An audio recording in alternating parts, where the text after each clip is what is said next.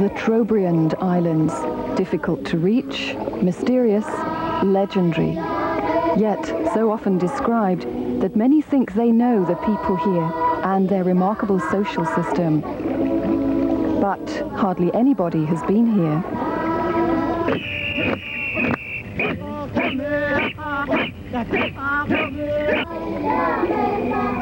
The Trobriand Islands, paradise of love, physical love.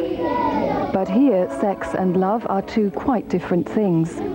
They do not even believe that they get pregnant by having sex with each other.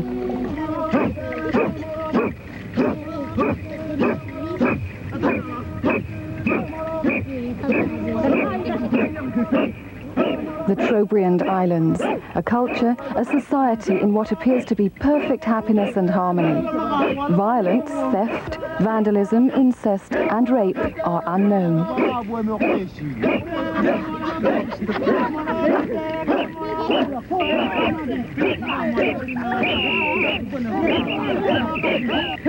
With their marked Polynesian features, they do not look like other groups of people in the archipelago. We do not know their origin or how long they have been here.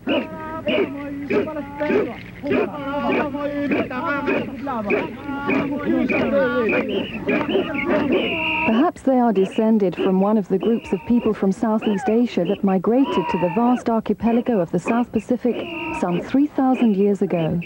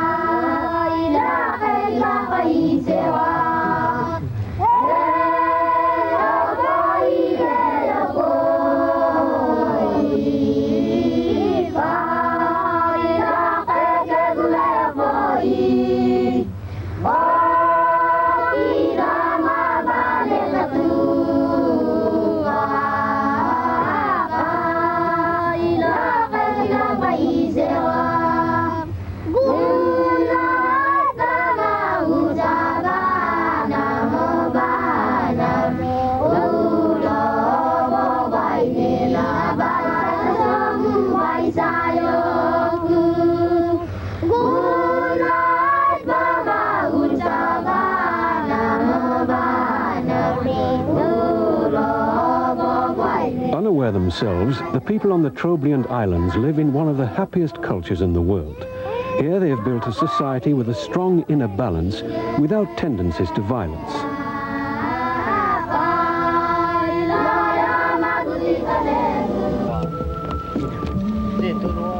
The division into male and female tasks is very marked. In addition to everyday work, there are two tasks that dominate the lives of the men. Taking part in the cooler ring, a ceremonial goods exchange with trade partners on other islands in the archipelago, and cultivating yams.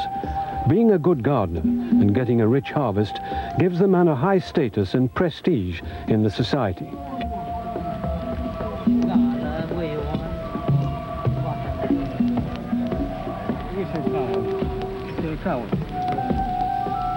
Rotation of crops combined with the slash and burn method has been used on the Trobriand Islands for several thousand years and indicates a deep knowledge of how nature works to yield good harvests.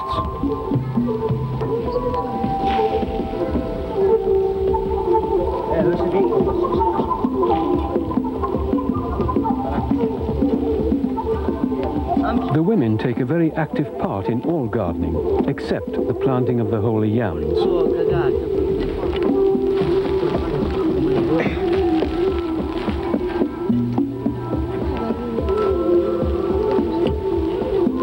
Growing yams is, like most other activities on the islands, associated with a number of magic beliefs and ceremonial rites, and is part of the very complicated social system. A man doesn't grow yams for his own family, but for his sister's family. Again, a reflection of the high social status of the female lineage. This is how Malinowski described the well-kept gardens to his Western colleagues, a picture which is exactly the same today. Walking across the country at that season, you would see some gardens in all the glory of their greenery, just turning to gold. These would be some of the principal plantations of yams. During my first inspections of the gardens, I was astonished by the bewildering variety of garden scenery, garden work and garden significance. In one place, a harvest was going on, men and women cutting vines, digging up roots, cleaning them and stacking them in heaps. In some of the taro plantations, women were weeding. Men were cleaning away the low bush with axes in parts of the garden. In others, they were laying out the ground in small squares, much like a chessboard. They produce many more yams than they'll ever be able to eat. The greater the harvest, the more skilled the gardener, and the more respected he'll be in the society. The yams which are placed on public view in the yam houses in the center of the village will gradually rot away. They have then served their ceremonial purpose. Again, it's the work that counts, not possible commercial values.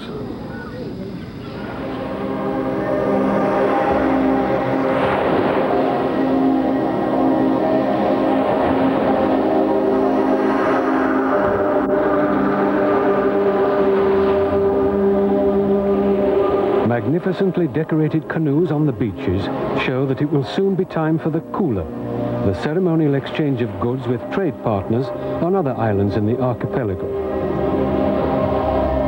The whole kula is surrounded by magic beliefs, also during the building of the canoes. The beautifully carved stem decorations have quite a special magic power and protect the crew from the dangers of the sea. It's on southern Kirowina we find the most important villages of the Kula. Okaibuma, Wawela, Sinaketa, Gilibwa, and Vakuta, all important links in the Kula ring. And the ancient Kula is today as intensely alive and important as when Malinowski first made it known early in the 20th century.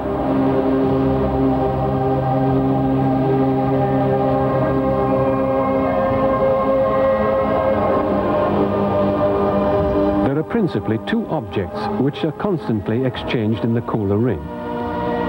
Long necklaces, sulave or baggy as they are also called, are exchanged clockwise. And anti-clockwise, mwali, big white bracelets. In the Kula ring, a number of different ethnic groups are united in a network of social contacts across the Melanesian archipelago. Kirowina, Kitawa, Eva, Gawa, Woodlark, Masin, and the Dontro Casto Islands, important links between people from different social systems, languages and cultural backgrounds.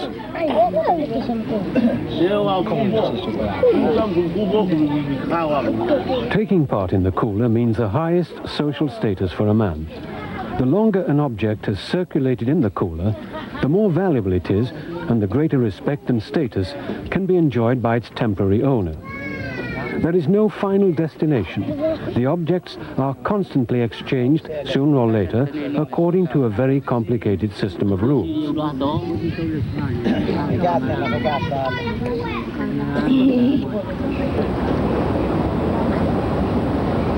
There has always been an extensive trade of everyday things between the islands, as for example, rattan and other building material, sago, coconuts, ebony, and not least the coveted betel nut.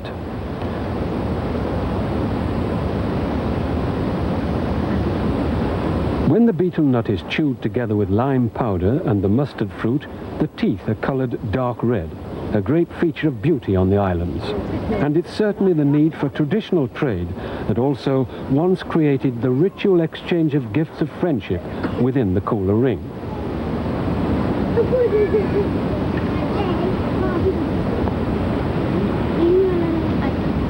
In the village of Wawela, it can clearly be seen that the chief, Dauya, is an important partner in the Kula.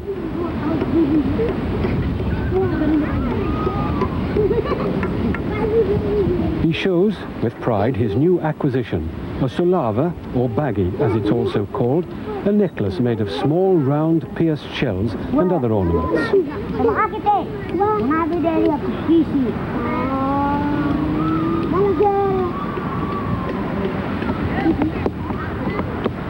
He's certainly already thinking of a still better barter.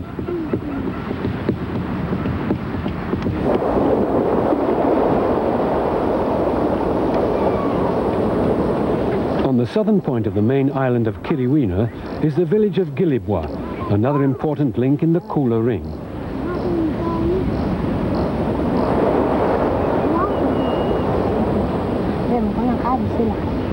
In the meeting house, the chief, Tokosawaga, is sitting with the biggest yam fruits from the year's harvest.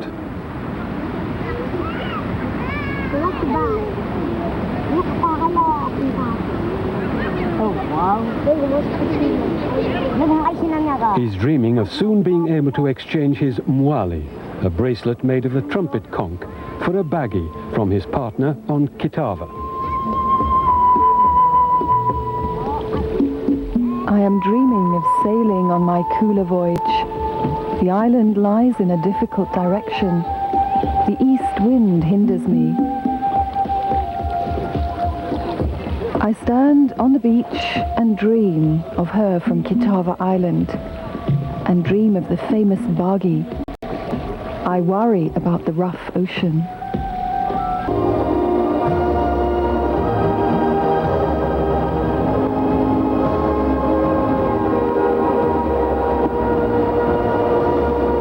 The Kula Ring in the Melanesian archipelago offers all that a sailor can ask for. The exchange of goods in the Kula may take place in peaceful and very pleasant forms, but also in razor-sharp competition between the participants. Nearly all the tricks of the trade seem to be allowed. Through an initiative by an enterprising Kula partner on Kitava, a modern cruising yacht came to be a temporary link in this ancient exchange tradition. He introduced himself as Opez. He wanted to sail to Kiriwina to fetch his sulava, which was waiting for him with his partner. In that way, the exchange would be possible before the regular Kula expedition to Iva, where there's an even better barter.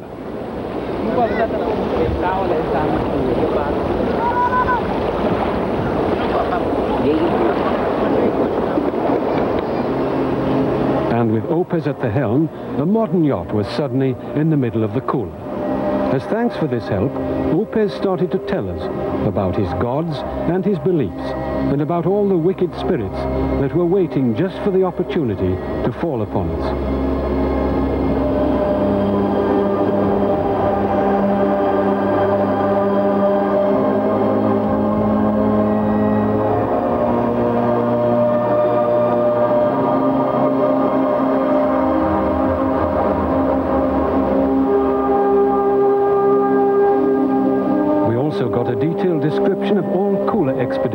We encountered, from where they came, where they were going, what gifts they carried with them, and what they expected to get in exchange. Just as in a market economy, everybody seemed to know everything about everybody, and in detail. Opez also described the ancient navigation techniques which are used in the Melanesian archipelago. He has no need at all for modern instruments. And of course, we were also told how to succeed in the Kula. When it comes to doing business, all people suddenly seem to be the same, no matter where they come from.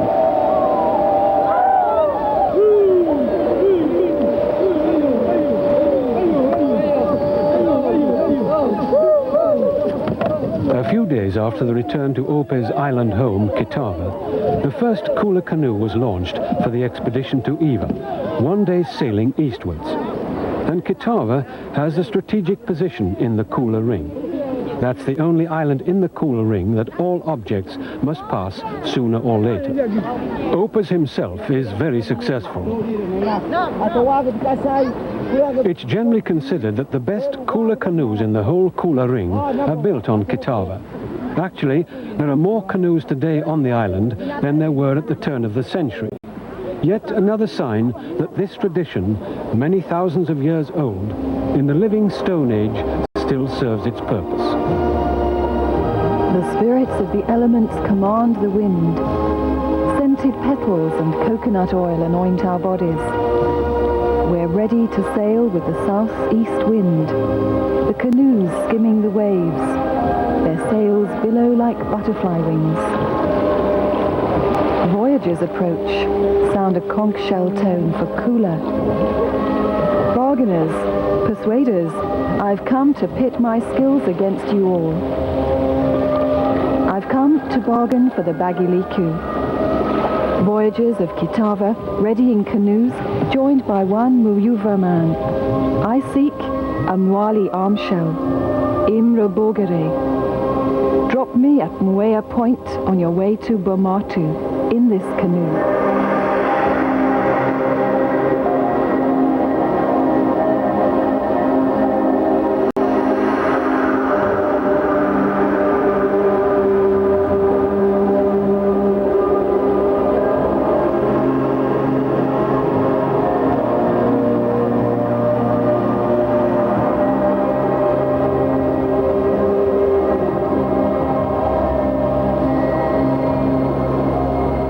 Monotonous signals from the big trumpet conch, the Kula canoe from Kitava announces its arrival on Eva.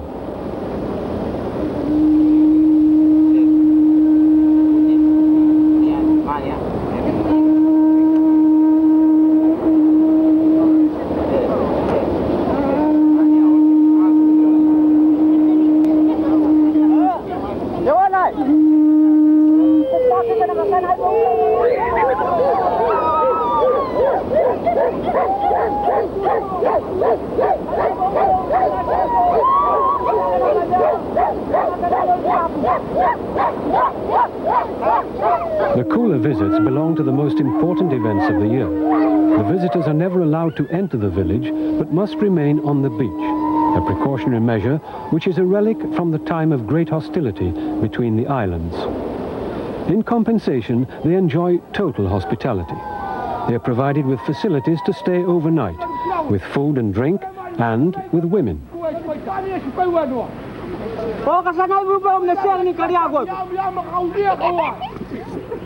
For the days, weeks or months that the Kula lasts, all marriage bonds are dissolved.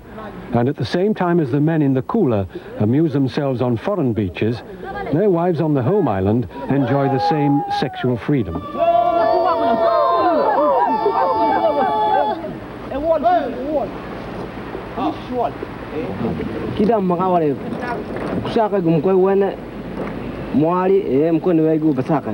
Lopez from Kitava tries at once to barter the Sulava, which, during part of its voyage in the Kula Ring, has been shipped between the islands on a modern yacht. The preparations for the possible transaction reflect modern marketing strategy and aggressive selling tactics, and the rules for the exchange of ceremonial gifts are very complicated, as Malinovsky too observed. A controller in a modern economy would get grey hairs as a result, with the accounts of transactions, value of stock and interest on invested capital, and estimated future profits and goodwill. A Kula partner once described the complete exchange of ceremonial gifts like this to Malinovsky.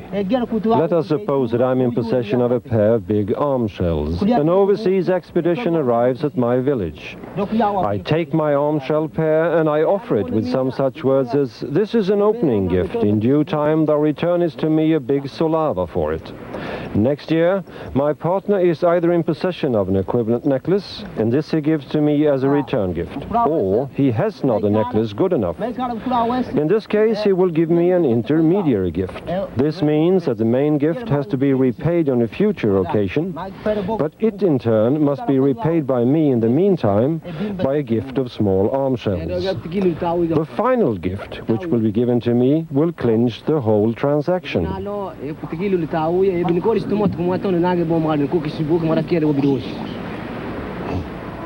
According to tradition, the first mother of all people on these islands was born out of a coral cave on northern Kirewina.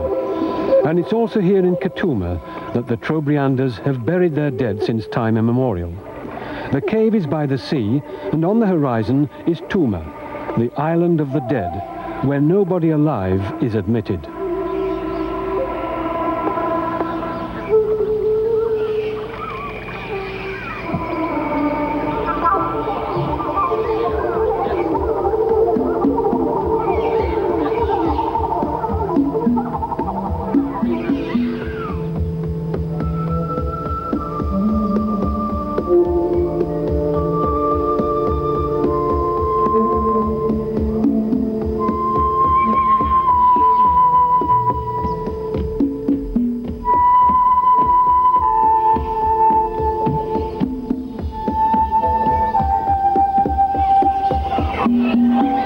Sound of flying dogs, and in the light of an oil lamp, we visit the resting place of the dead.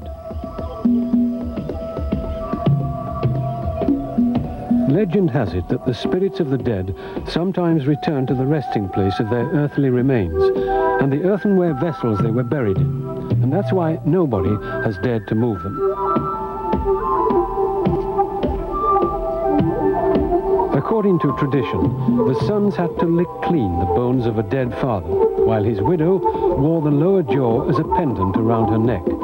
These ancient burial customs were forbidden by the authorities at the beginning of this century.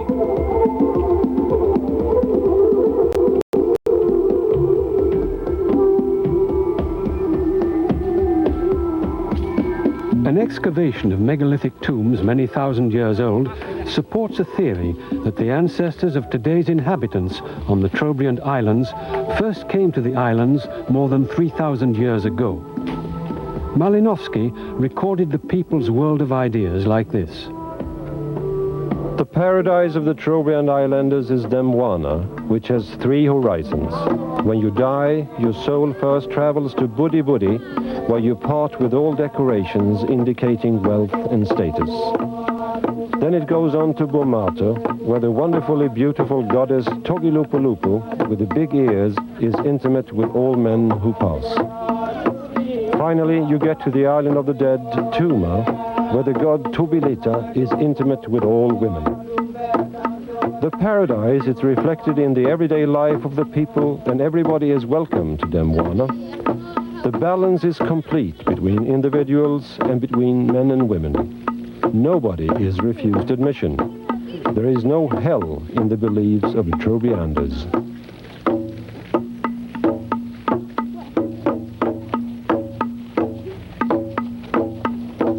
The dance Bwetayebu comes from Demwana and was given to the people on the Trobriand Islands. The dance reflects the joys of paradise, and the boys sing, shorten the girl's grass skirt and paint her. Our armbands are similar and look beautiful. Our handsome faces. I'll show my dance, and I'll dance perfectly. I will look resplendent in the dancing area. Young breasted girls standing in a line watching me. I have prepared flower decorations from a special place to entice my lover. Threading flowers like beautiful foam on wave tops. A green parrot sings beautifully, and I'm preparing my flowers of enticement. My flower chain, placed on my head, is large. I have picked them carefully. The flowers are young.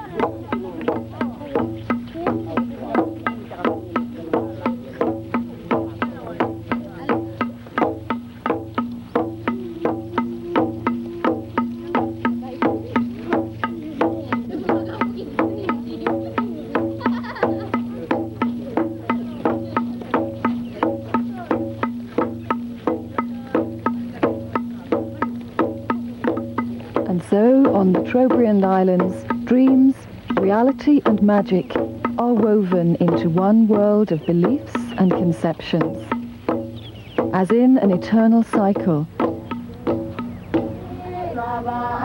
As day growing into night and into day again, as a circle having neither beginning nor end.